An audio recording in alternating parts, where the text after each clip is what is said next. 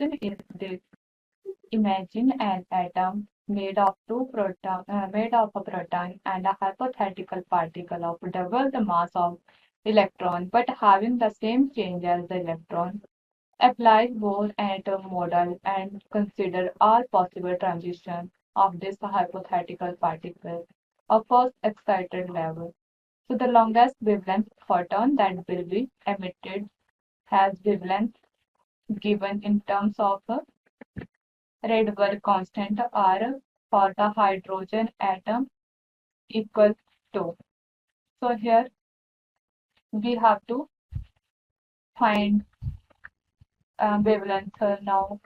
So here we can write, we talk about a wavelength, so we can write a wavelength formula is like this. So 1 by lambda equal to R 1 upon n1 square minus 1 upon n2. So here for longest wavelength, this is the longest wavelength now. So for longest wavelength equal to here, suppose energy equal to hc by lambda. So here lambda is maximum, so energy minimum. That means the transition goes very near to here 2 to 3.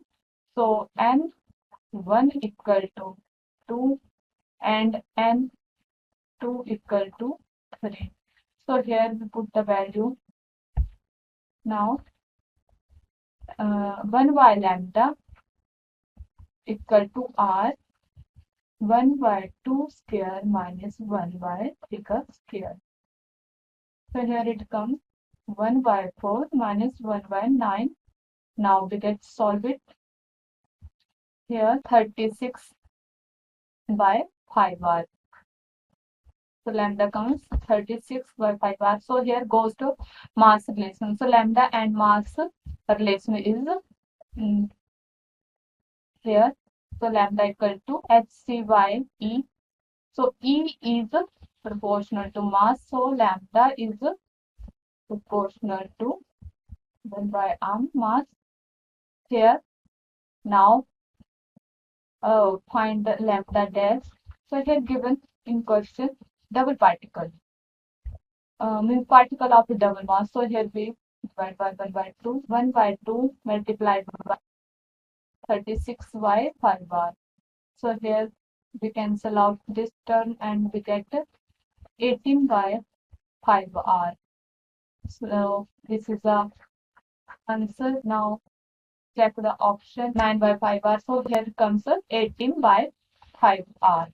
So this is the solution of this question, guys. Thank you. Hello everyone. In hydrogen spectrum, the wavelength of H line is 656 nanometer, where in the spectrum of a distance H line wavelength is 706 nanometer. Estimated speed of the galaxy with respect to the Earth is. So if I write down the Doppler's effect for light, and if I write down the wavelength shift here, wavelength shift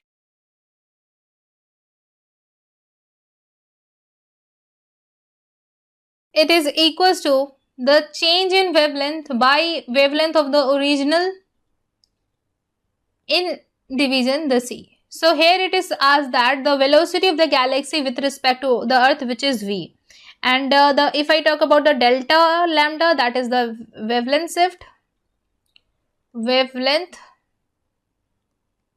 shift, and lambda naught is the wavelength of stationary source.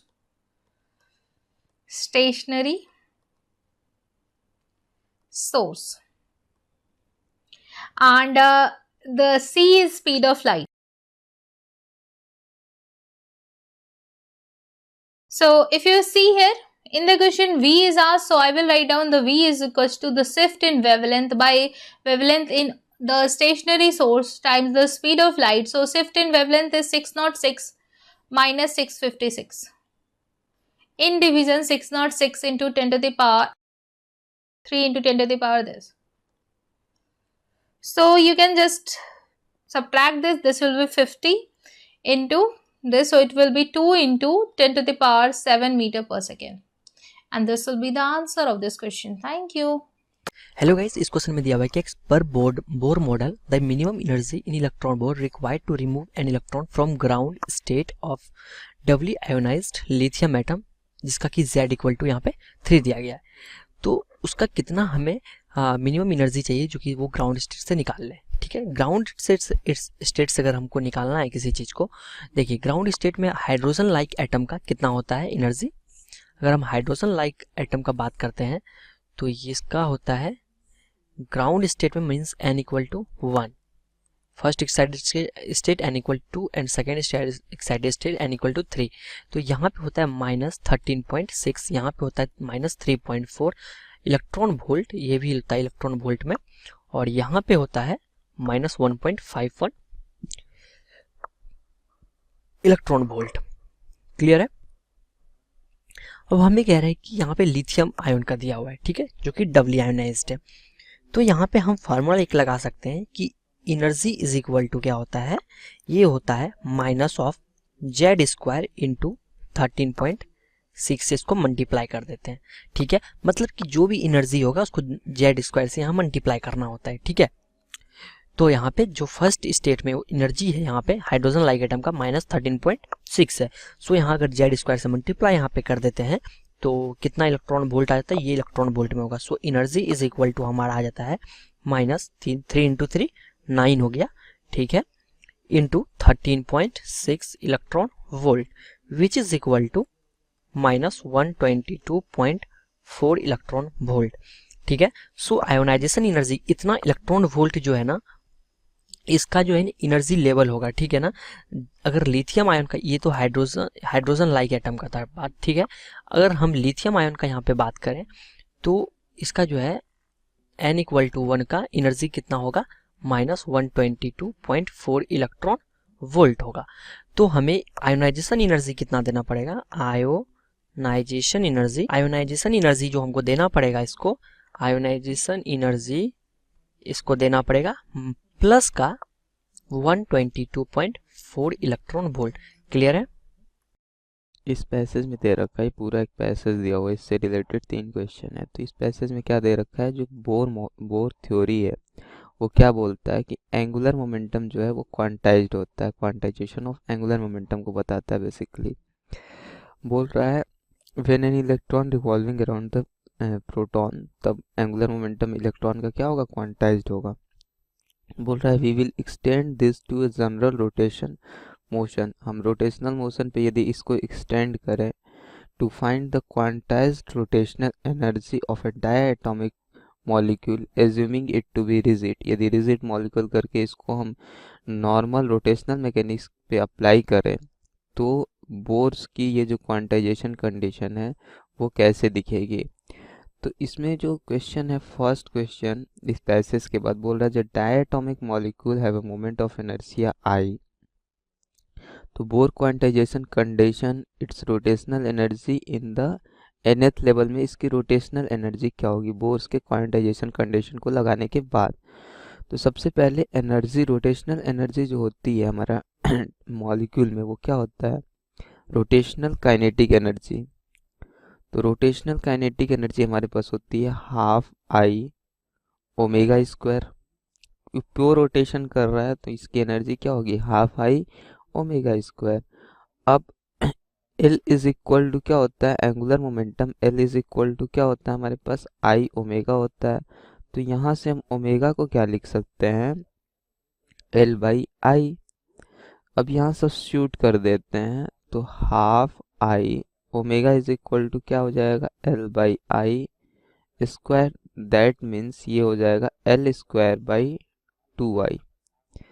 Okay, तो L² जब 2I हो गया, अब हमें क्या निकालना, angular momentum का। अब बोर्स की थ्योरी अप्लाई करेंगे तो अकॉर्डिंग टू बोर्स थ्योरी जो angular momentum is quantized means this is the integral momentum of h/2π।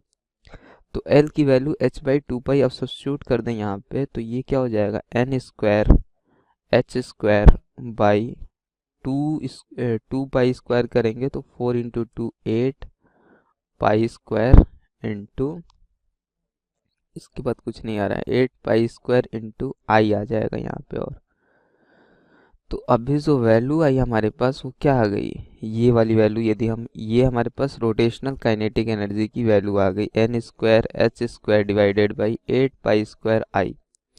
तो यहाँ से हमारा जो ऑप्शन दिख रहा है वो कौन सा सही दिख रहा है, डी ऑप्शन ए जो है हमारा करेक्ट ऑप्शन दिख रहा है।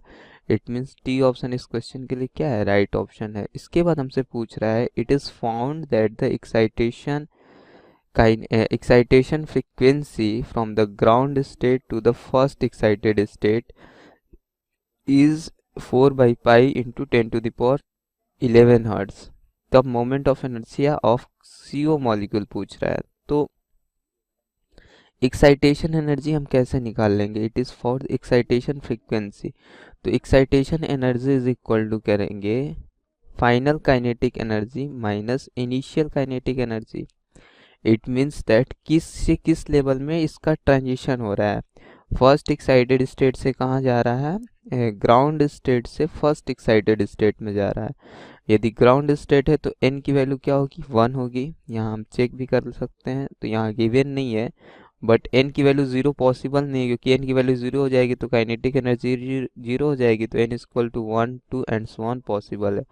तो ग्राउंड के लिए n की वैल्यू 1 होगी और फर्स्ट एक्साइटेड स्टेट के लिए हमारे पास n की वैल्यू क्या हो जाएगी, 2 हो जाएगी। तो इसको हम लिख सकते हैं k2 माइनस k1। अब k2 तो 2 स्क्वायर सब्स्टिट्यूट करेंगे तो ये वैल्यू क्या हो जाएगा, 4। यहाँ पे h square by 8 pi square I common ले सकते हैं, h square by 8 pi square I common ले लिया हमने। तो ये 2 स्क्वायर मीन्स क्या हो गया, 4 माइनस 1 स्क्वायर करेंगे तो 1 3। तो ये वैल्यू आ जाएगी हमारे पास 3h square divided by 8 pi square into I. अब E इज इक्वल टू हमारे पास क्या होता है, h न्यू। तो यहाँ से देखो h से h जो है वो हम h से h स्क्वायर था, तो यहाँ सिर्फ h आ जाएगा। तो हमें निकालना क्या है, मोमेंट ऑफ इनर्शिया निकालना है। निकालना क्या है इसमें, the moment of inertia I. तो आई की वैल्यू हम कैसे निकाल लेंगे, आई कैसे निकाल लेंगे, 3h by 8 pi square into mu. अब सारी वैल्यूज जो है हमें दी हुई होगी या फिर हमें वैल्यूज पता भी है। इसमें लिखा है h की वैल्यू हमको ये लेना है, तो इट मीन्स 3, h की वैल्यू हमको क्या लेना है, 2 pi into 10 to the power minus 34 divided by 8 into pi square into nu जो फ्रीक्वेंसी दी हुई है वो हमको क्या दी हुई है, 4 by pi into 10 to the power 11 means 4 by pi into 10 to the power 11। ये वैल्यूज़ इस तरीके से इसलिए दी जाती है ताकि हमारा कैलकुलेशन क्या हो, इजी हो जाए। देखिए कैसे इजी हो रहा है हमारा कैलकुलेशन, देखो पाई से ये पाई स्क्वायर का एक पाई का टर्म कैंसिल और ये पाई से ये पाई कैंसिल, यहाँ 2 वाला टर्म था तो ये 2 हो जाएगा। अब ये 2 से ये 4 करेंगे तो ये क्या आ जाएगा, 4। तो ये से ये हो जाएगा 2 और ये यहाँ आ जाएगा 2 2 ज़ा 4। इट मीन्स ये वैल्यू आ गई 8 इंटू 2। अब देखो ये 10 टू द पावर माइनस 34 है, 10 टू द पावर 11 है, मीन्स ये वैल्यू कितनी आ गई, 3 बाई 8 टू ज़ा 16 के इक्वल आ गई हमारे पास। अब इसको फर्दर सिंप्लीफाई नहीं किया जा सकता, ये वैल्यू क्या आ गई, 10 टू द पावर माइनस 34 और माइनस 11 और ऐड हो जाएगा तो ये आ जाएगी वैल्यू 10 टू द पावर 4 और 1 5, 3 माइनस 1 3 प्लस 1 4, तो 10 टू द पावर माइनस 45 ये वैल्यू आ गई। अब इसको जब सॉल्व करेंगे तो देखो 16 इंटू 16 को 3 से डिवाइड करेंगे तो पॉइंट जाएगा तो 0, तो 6 2 ज़ा क्या हो जाएगा, 32 हो जाएगा। तो ये 16 1 ज़ा ही जाएगा, तो 16 1 ज़ा 16, ये वैल्यू 4 2 माइनस 1 14, तो 140 आएगा, तो 1 पॉइंट समथिंग अराउंड आएगा। तो ये वैल्यू क्या आ जाएगा, 0.1 समथिंग आएगा into 10 to the power minus 45 हो जाएगा। इट मीन्स ये वैल्यू हो जाएगा LPRN मीन्स राइट में जाएंगे तो एक निगेटिव टर्म आ जाएगा, तो 1 into 10⁻⁻46, 1 point something into 10⁻⁻46। It means कौन सा वैल्यू सही हो जाएगा, 1 point something into 10⁻⁻46 means B option इस क्वेश्चन के लिए क्या हो जाएगा, राइट ऑप्शन होगा। अब सी ऑप्शन में क्या निकालना है कि इन CO molecule the distance between C and O। तो distance between C and O कैसे निकल जाएगा हमारे पास, हम कर लेंगे। देखो हमारे पास ये जो है CO, एक तरफ कार्बन होगा एक तरफ ऑक्सीजन होगा, ये इसके बीच का कहीं सेंटर ऑफ मास होगा, क्योंकि ऑक्सीजन थोड़ा हैवी पार्टिकल है तो इसलिए सेंटर ऑफ मास जो है ऑक्सीजन के साइड में ज़्यादा है। तो अभी देखो तो ये पोजीशन शिफ्ट हो गई है ऑक्सीजन की तरफ सेंटर ऑफ मास की, क्यों, क्योंकि ऑक्सीजन का मास हैवियर है। अब हम क्या करेंगे इस क्वेश्चन को सॉल्व करने के लिए, सबसे पहले ये हमारा सेंटर ऑफ मास है, तो यहाँ से इसकी पोजीशन जो है, इस मास की पोजीशन कुछ होगी, सिमिलरली इस मास की पोजीशन भी यहाँ से कुछ होगी। तो इस मास की पोजीशन R1 मान ले रहा है, इस मास की पोजीशन R2 मान ले रहा है सेंटर ऑफ मास से। तो moment of inertia I is equal to क्या हो जाएगा हमारे पास m1, इसको m1 मान ले और इसको क्या मान ले m2। तो m1 R1 plus m2 R2। पूछा क्या गया हमें, डिस्टेंस बिटवीन देम।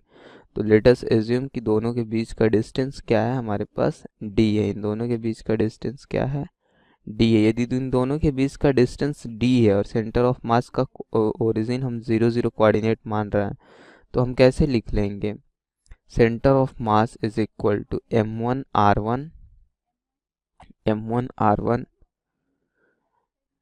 और क्या लिखेंगे यहाँ से माइनस m2 r2, क्योंकि यहाँ से हम पोजीशन ले रहे हैं, तो minus m2 r2 divided by m1 plus m2 कर सकते हैं इसको। तो यहाँ से हमारे पास जो आएगा वैल्यू वो आ जाएगा m1 r1 is equal to m2 r2, ये आ जाएगा। बट यहाँ से हम ये चीज़ एग्जैक्टली नहीं कर सकते, यदि सेंटर ऑफ मास को हम 0 पोजीशन पे या ओरिजिन ले ले तब ऐसा पॉसिबल है हमारे पास। तो I इज इक्वल टू हमारे पास क्या होता है, mr स्क्वायर होता है, तो m1 r1 square plus m2 r2 square हो जाएगा। इट मीन्स इसको फर्दर सिंप्लीफाई करेंगे तो r1 r2 की वैल्यू एक्चुअली तो हमें पता नहीं है, तो इसको हम क्या लिख सकते हैं, m1 r1 is equal to हम क्या लिख लेंगे, या फिर r2 is equal to m1 by m2 r1 लिख सकते हैं। तो m1 plus m2 into r2 square करेंगे तो ये आ जाएगा m1 square by m2 square आएगा, तो यहाँ से सिर्फ m2 टर्म आ जाएगा, m1 प्लस m2 स्क्वायर और होल क्या लिख सकते हैं r1 स्क्वायर, ये चीज़ तो लिख सकते हैं क्लियरली यदि ये वैल्यू यहाँ सब्स्टिट्यूट करेंगे। अब r1 को जो है हम क्या लिख सकते हैं, r1 को हम d माइनस r2 भी लिख सकते हैं, या फिर d का टर्म इसमें आ ही नहीं रहा है, तो d को हमको कैसे भी d निकालना है, तो r1 को भी हम d के टर्म में किसी तरीके से लाएंगे। कैसे ला सकते हैं वो, यहाँ r2 को हम क्या लिख सकते हैं, d माइनस r1 लिख सकते हैं, this is equal to m1 by m2 r1 लिख सकते हैं। इट मीन्स d को हम क्या लिख सकते हैं, r1 को क्या लिख सकते हैं, d is equal to 1 plus m1 by m2 r1 यहाँ से लिख सकते हैं। इट मीन्स r1 को जो हम लिखेंगे वो लिखेंगे m2 by m1 plus m2 into d लिख सकते हैं, ये हम यहाँ से एग्जैक्टली लिख सकते हैं m2 m1 प्लस m2। हाँ, तो r1 को अब यहाँ से लिखा जा सकता है m1 plus m1 square by m2, r1 को हम क्या लिख सकते हैं m2 by m1 plus m2 square into D square. अब देखो ये तो हमने वैल्यू लिख लिया, अब यहाँ से हम क्या कर लेंगे, m1 m2 सबकी वैल्यू पता है, कुछ टर्म कैंसिल वाले होने वाले होंगे तो वो कैंसिल होंगे, लेकिन अभी मुझे कैंसिल वाले कोई टर्म दिख नहीं रहे हैं, तो यहाँ से m1 square plus m1 m2 ये लिख सकते हैं, और इधर से नीचे m2 आएगा और यहाँ से m2 स्क्वायर, तो ये हो जाएगा into m2 divided by m1 plus m2। तो ये वैल्यू आ गई हमारे पास, m1 m2 कॉमन ले लेंगे यहाँ से, इंटू डी स्क्वायर आएगा, तो m1 m2 कॉमन ले लेंगे यहाँ से, तो ये वैल्यू हमारे पास आ जाएगा, सिर्फ m1 कॉमन ले सकते हैं, m1 कॉमन लेंगे इस ब्रैकेट में से, और m2 ऑलरेडी बाहर है, तो ये वैल्यू आएगी हमारे पास m1 plus m2 divided by m1 plus m2 into D square. देखो किस तरीके से वैल्यू सिंप्लीफाई हो रही है, तो m1 प्लस m2 कैंसिल हो गया, तो ये आएगा m1 m2 डी स्क्वायर। अब हमें मोमेंट ऑफ इनर्शिया जो आई है वो पता है ऑलरेडी, वो कितना है 1.87 इंटू 10 टू पावर माइनस 46, तो ये वैल्यू है 1.87 into 10 to the power minus 46। m1 m2 की जो वैल्यू है वो भी गिवन है ऑलरेडी, मास जो है ये 12 mu है, ये है 16, 12 और 16 गिवन है, तो इट मीन्स 12 और 16, ये वैल्यू कितनी हो जाएगी 12 एंड 16। ये AMU में मास गिवन है, जो मास m1 m2 गिवन था वो किस में था, AMU में गिवन था। 1 mu इज इक्वल टू क्या, 5/3 into 10 to power minus 27 into 5/3 into 10 to the power minus 27। तो अब हम d की वैल्यू सॉल्व कर सकते हैं यहाँ से। अब देखो ये क्या हो जाएगा, 3 4 12 एंड 4 इंटू 5 4 क्या हो जाएगा 20, तो ये वैल्यू आ जाएगा यहाँ पे 20 सिंपली इंटू, अब देखो ये 10 टू द पावर माइनस 46 है, ये माइनस 27 है, तो 46 माइनस 27 करेंगे तो ये वैल्यू क्या होगा 19 हो जाएगा। इट मीन्स ये वैल्यू जो आएगा वो हमारे पास 19 आ जाएगा, 10 टू द पावर माइनस 19। अब फाइनली वैल्यू सॉल्व करेंगे तो d की वैल्यू हमारे पास निकल करके आएगी 1.3 into 10 to the power minus 10, तो ये हमारे d सेपरेशन की वैल्यू निकल करके आ गई। कौन सा वैल्यू करेक्ट है, सी ऑप्शन इस क्वेश्चन के लिए, जो distance between C and O molecule पूछा था एटम, तो वो कितना आ जाएगा 1.3 इंटू 10 टू पावर माइनस 10। तो तीनों जो क्वेश्चन है इस क्वेश्चन में हमने तीनों जो पार्ट है वो कैलकुलेट कर लिया यहाँ पे।